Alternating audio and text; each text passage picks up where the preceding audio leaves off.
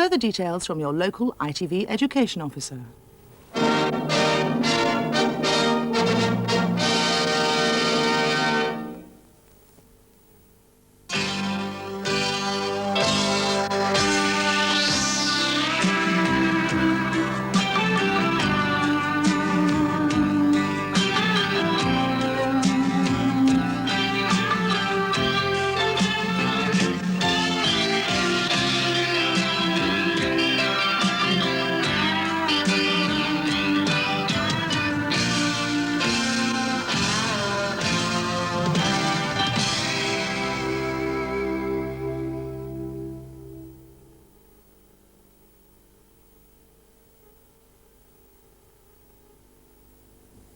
There, is that nice and clear now?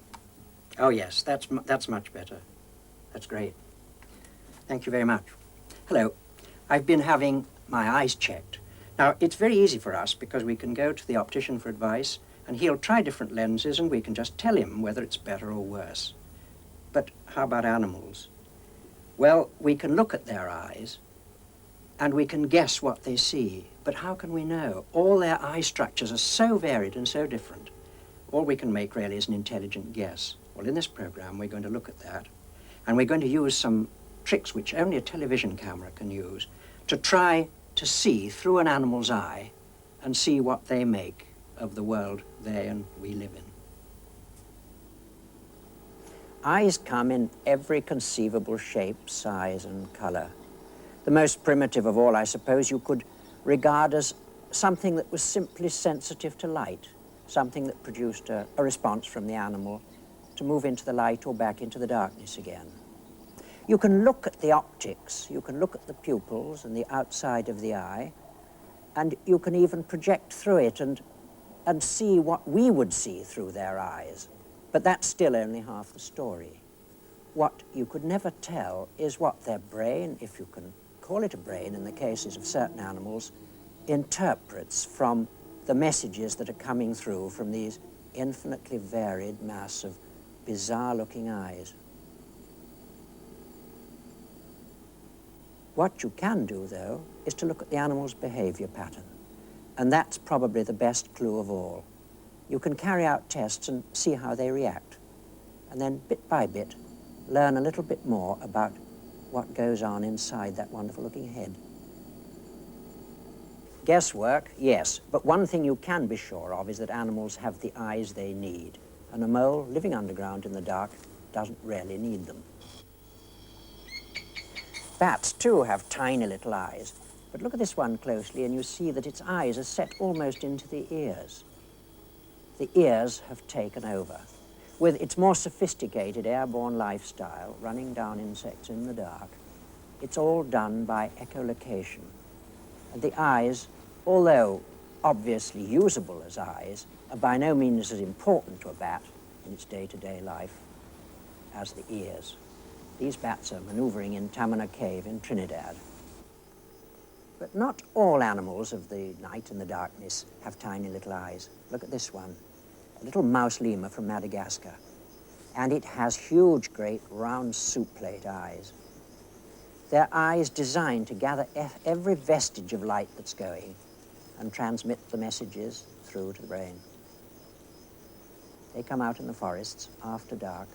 They've got big ears too, and certainly the ears will help them direct the eyes in the right direction. But it's the big light-gathering eyes that are doing the work for the lemur, enabling it to track down little insects and all the goodies that it wants.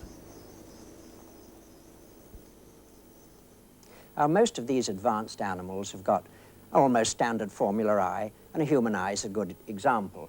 If you look at a typical human eye in front, there's the great big eyeball with the eyelids over it, the iris, which is the part that could be blue or brown or whatever, and the dark pupil in the middle. Now, I've got here a model of an eye that's been cut in a section. It's the outer edge of the eyeball. Turn him over, and you can see the section inside. Starting from the front, there's the cornea, the absolute outer edge of the eye. And there we've got the iris with the pupil in the middle, just a hole. It's simply a hole. It looks black to us, but it's a hole that the light passes through into the lens, which is here. Then it passes across a great donut of this vitreous humour behind. Its messages from the lens are recorded on the retina all around the back, and then this length of flex that passes back to the brain is the optic nerve which transmits what the eye sees and tells us. So let's look at the mechanics of the eye to begin with. Don't adjust your sets, all this darkness is intentional. It's for a little experiment. I want my eye to accustom itself to the dark for something that I'm going to show you. But in the meantime, think of an eye as a camera, and just think of the retina at the back of the eye recording images in exactly the same way as a film does in the camera. Then think of the pupil in the middle of the iris that's letting the light in. Now, a camera has an iris just the same, and it's opened for little light and it's closed for bright light. And you can see the pupil working, I hope. Now my eye's accustomed in this little experiment. I'm going to turn on the torch, and there you see the movement. Horrible sight. It's more like a street accident than an eye. Let's have a little bit more light. And we're now going to look at a very familiar little animal about its business and try to see what it sees. No marks for guessing what it is. It's a rabbit.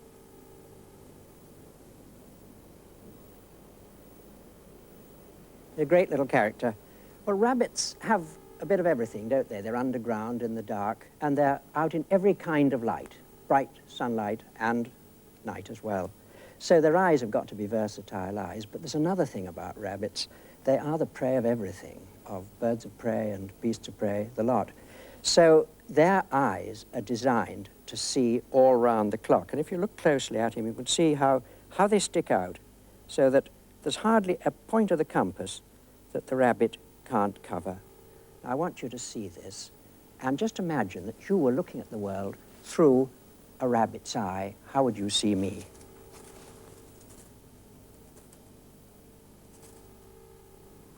Remember, the rabbit's eyes were on either side of the head, which would suggest that the field of view, looking right ahead of it, had a blurred twilight zone. So if the rabbit is looking straight forward in front of it, at me, I would suggest it would see something like this, something a little bit uncertain, but it would be aware of my presence, and it would therefore move its head from side to side to check this out.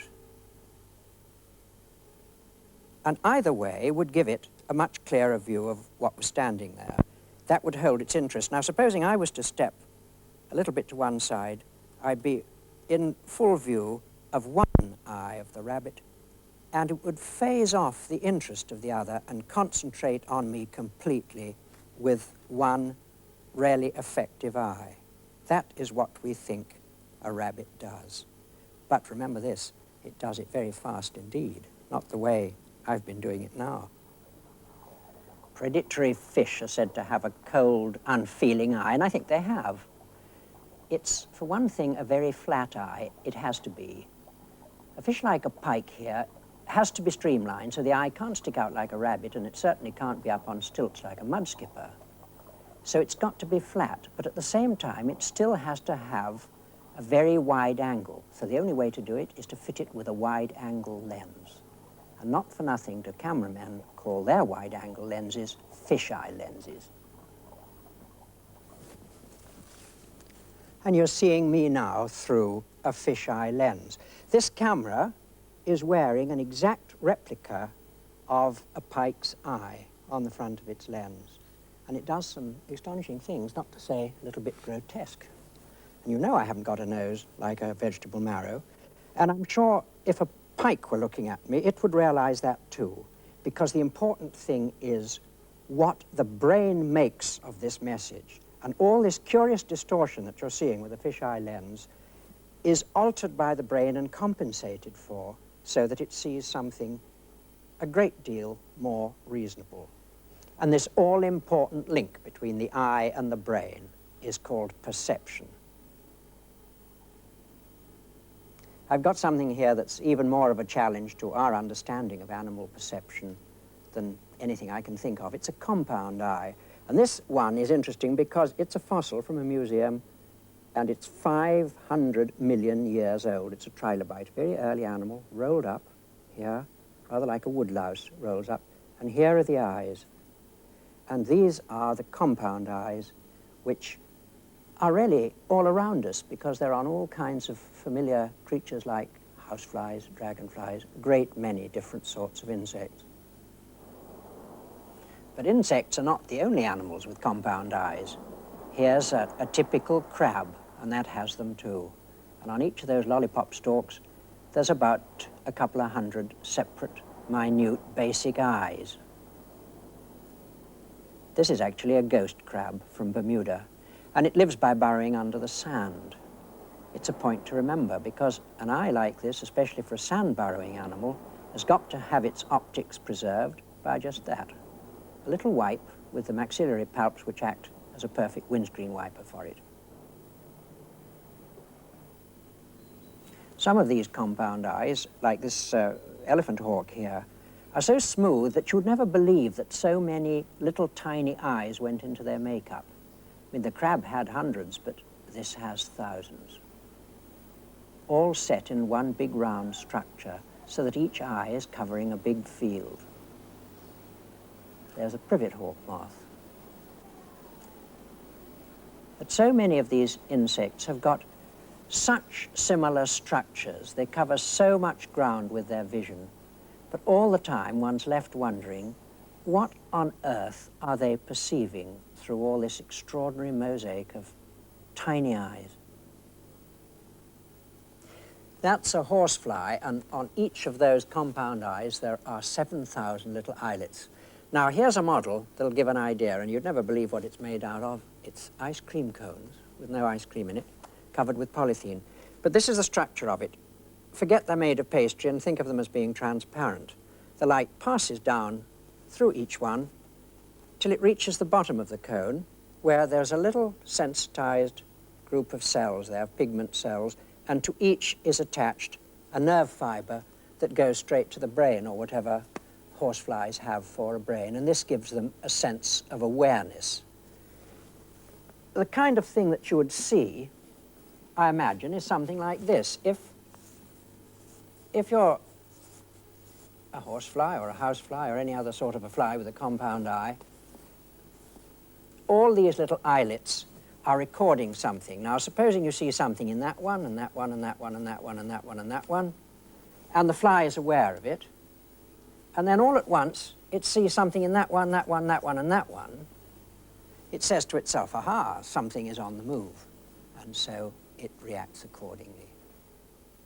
Now let's go back to our bit of woodland for a bit more camera trickery and try and see what a fly might see. It's the perception, of course, that's baffling to us. Would a fly see me quite like this? It might. But you can assume that it's seeing something there moving on one side. And if I move a little bit further, the image will come into play in other eyes. And the fly will do something about that. After all, that's why flies are so hard to catch.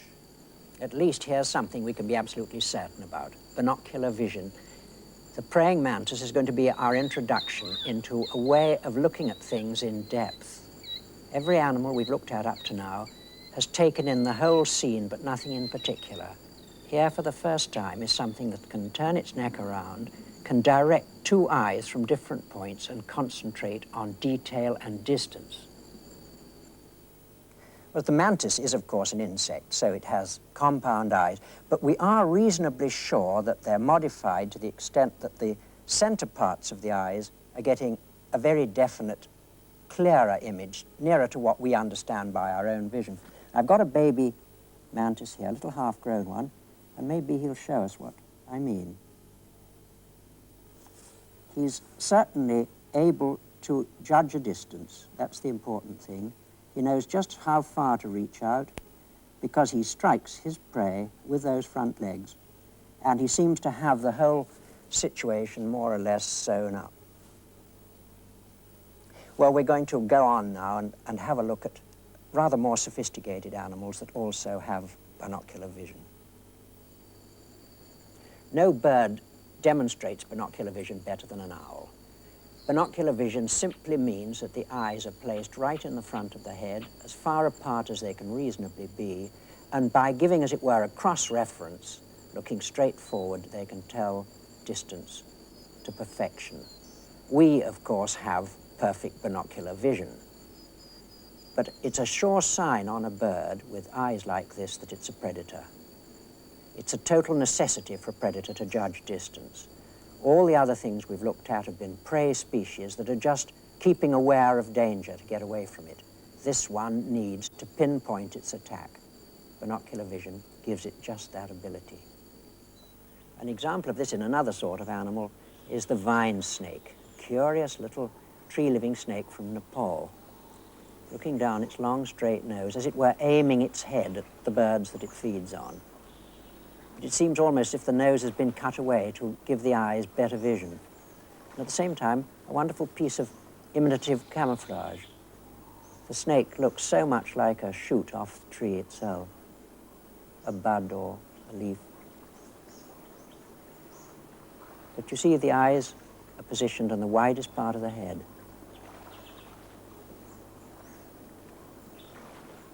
And if you look closely, the pupils, in this case, are extremely long and specialized. Another odd shape of pupil that we haven't seen, but cutting down the light requirement to exactly what's needed for the moment.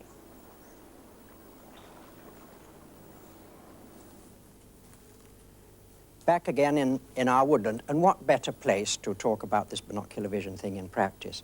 Now, I know exactly how far it is to the back of that wood, but you don't.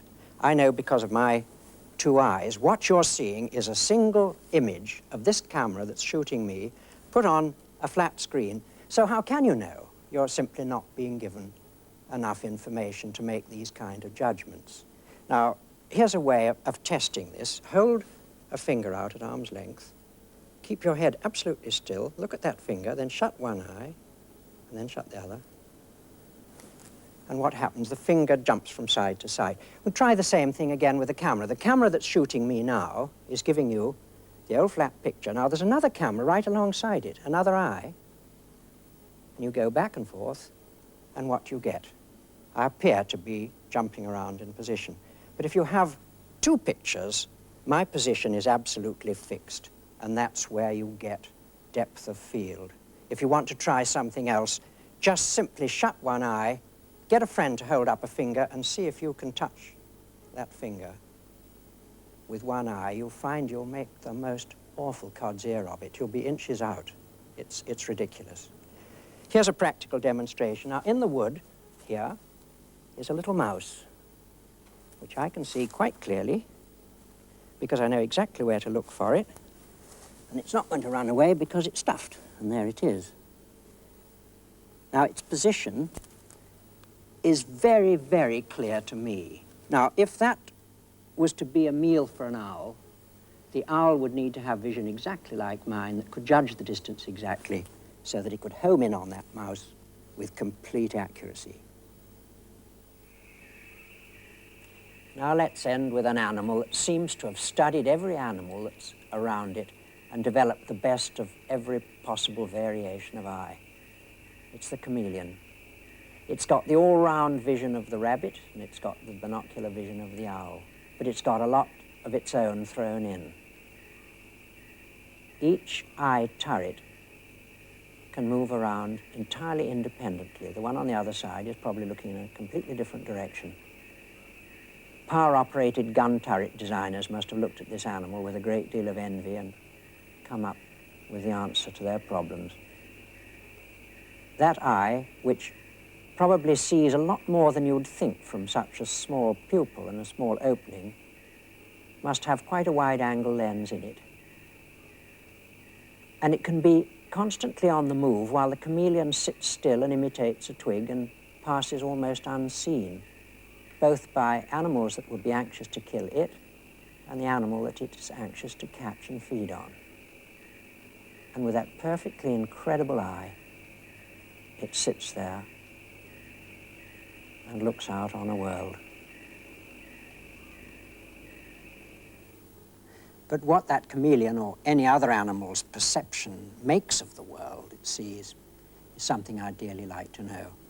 Well, we've looked at a lot of different animal visions, and I hope maybe learnt something about them. But one thing is absolutely certain: there's a lot more to animal vision than meets the eye. Goodbye.